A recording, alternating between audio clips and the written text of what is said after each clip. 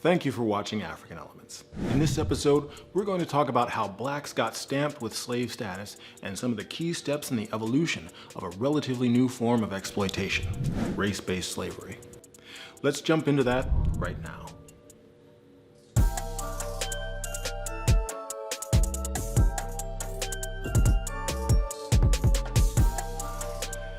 Welcome back to African Elements. If you're new to this channel, we create Africana Studies content for the classroom and bring it to you where you're at. Be sure to stick around to the end for our question of the day so that you can add your insights. In the last episode, we looked at the colonial roots of racism. In the early evolution of colonization, the expanding empire built its wealth off the backs of ethnic Europeans and various other groups, including Africans. The tendency of oppressed and colonized people to band together motivated the colonial powers, in this case England, to enact laws that were intended to draw differences between the groups and create stratification.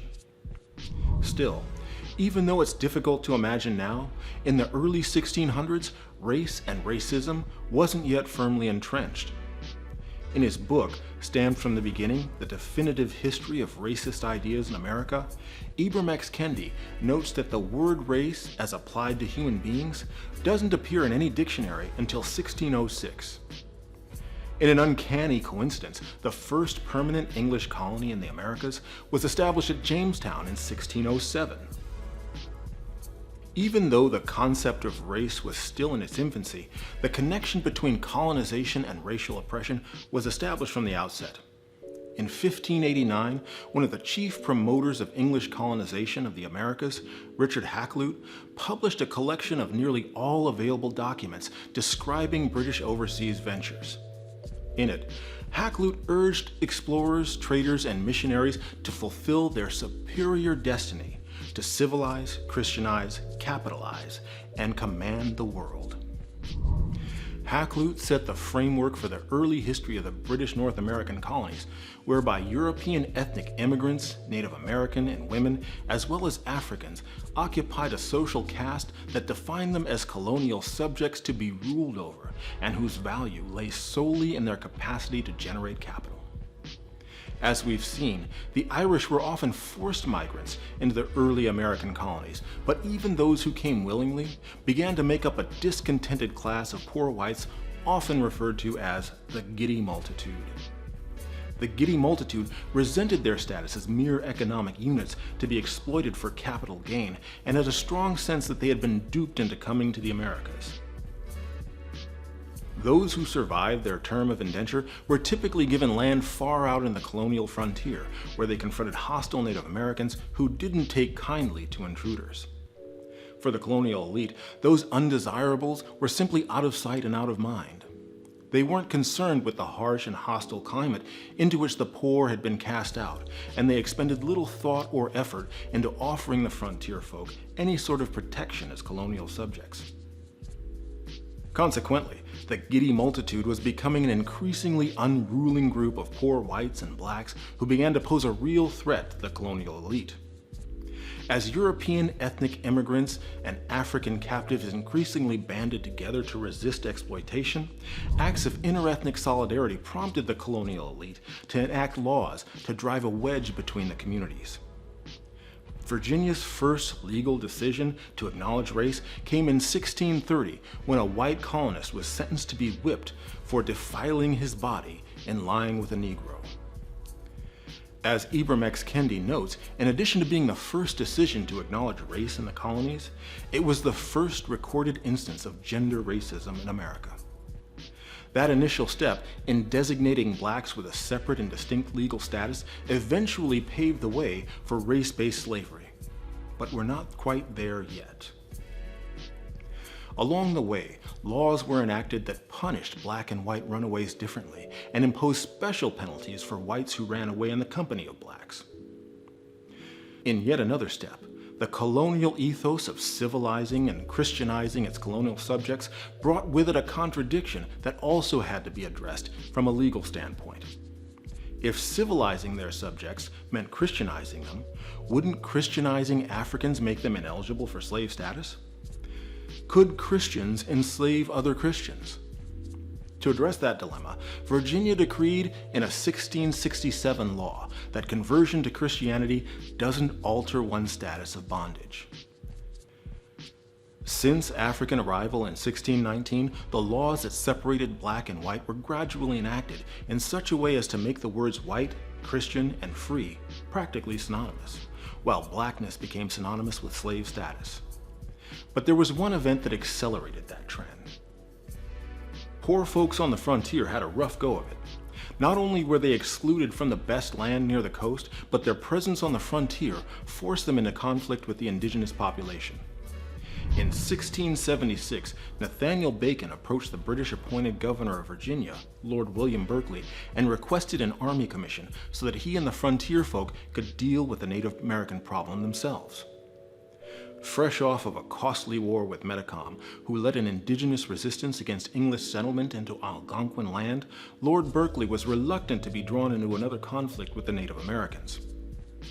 He was also understandably reticent about arming a group of unruly whites and blacks on the Virginia frontier. Instead of sending help, Lord Berkeley resolved to fortify a chain of forts protecting the colonial elite in Jamestown, a solution that provided little comfort to those out on the frontier, so the frontiersmen, black and white, rallied behind Bacon. When Nathaniel Bacon boldly proclaimed liberty to all servants and Negroes, Berkeley declared Bacon a rebel, and Bacon's rebellion was on. The rebels marched on to Jamestown, captured it, pillaged the estates of the pro-Berkeley elite, and burned Jamestown to the ground. By the time an English force arrived to crush the revolt, Bacon himself had died of dysentery, and his army of indentured and former servants, along with runaway slaves, was already falling apart. Bacon's rebellion led to tighter British control of the colony. It may have also hastened the movement toward a labor system based on black slavery. Some historians argue that the Virginia planters, fearing another insurrection by former white servants, affixed their gaze more exclusively to Africa for laborers and sought to divide blacks and whites by creating an artificial color line. This is the moment when race and racism radically altered the system of forced labor that had been practiced by human civilization for thousands of years by injecting race into the equation. Did Bacon's rebellion hasten the establishment of a racialized labor system based on black labor? Let's review the evidence. It's clear that the colonial elite were deeply concerned about the potential for blacks and poor whites to join forces. While the trend towards making slave status exclusive to blacks began before Bacon's rebellion, there does seem to be a clustering of those efforts in the 1660s through the early 1700s. That trend can be seen even in the rebellion itself. In 1680, Virginia legislators pardoned only the white rebels. Additionally, African Americans caught in the commission of a crime were committed to slavery for life, while indentured servants simply had years added to their term. Slave status became based on the status of the mother, an odd development in a patrilineal society, but it also marks a turn towards perpetual slavery in which slavery is passed down from generation to generation. By 1691, there were also laws against abominable mixture or miscegenation. At the same time, while slave status was based on the status of a mother, there was an actual economic incentive for white slave owners to rape black slave women. A dirty little secret about slavery that was a common experience for black women. In 1705, the Virginia legislature also denied blacks the ability to hold office.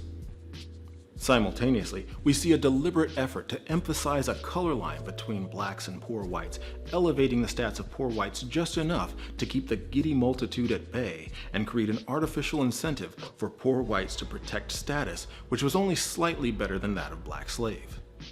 As Ibram X. Kendi also notes, Virginia lawmakers made slave patrols compulsory for non-slave holding whites. Those groups of white citizens were charged with policing slaves, enforcing discipline, and guarding the routes of escape. Step by step, the words English, Christian, white, and free became nearly synonymous in the minds of white colonizers. It also became synonymous in the minds of poor whites, even in the face of their own oppression. As poor whites cast their lot with the colonial elite, let's not forget that in many places until the 1830s, property qualifications excluded many poor whites from voting. By 1860, only about a quarter of Southern families owned slaves. Yet during the Civil War, a war openly premised on protecting and extending slavery, the Confederacy instituted a policy that exempted anyone who owned 20 or more slaves from service in the military. So it was largely the non-slaveholding class that were left to go off to war, fight, and die to protect the elite status of the slaveholding class. The sheer stupidity is mind-boggling. As the colonies and later the United States went down a path of increased dependence on black slave labor, the diabolical ingenuity of racism was that it proved an effective way to oppress blacks and dupe poor whites into becoming active and willing agents of their own oppression. What are your thoughts? Since it seems that racism was initially prompted to serve a colonial purpose, do you see any of those colonial frameworks in place today? How might those frameworks be dismantled? This is a question that can only be addressed through collective dialogue, so I greatly appreciate your insights in the comments below. I'm Professor Darius Spearman. Thank you for watching African Elements, where we're working to develop Africana Studies content for the masses. Again, I'd like to give a huge shout out to my Patreon subscribers for supporting this work. If you'd like to join them, you can check out my Patreon page in the link below. Otherwise, a like and subscribe would also be appreciated. Until next time, I'll see you in the comments.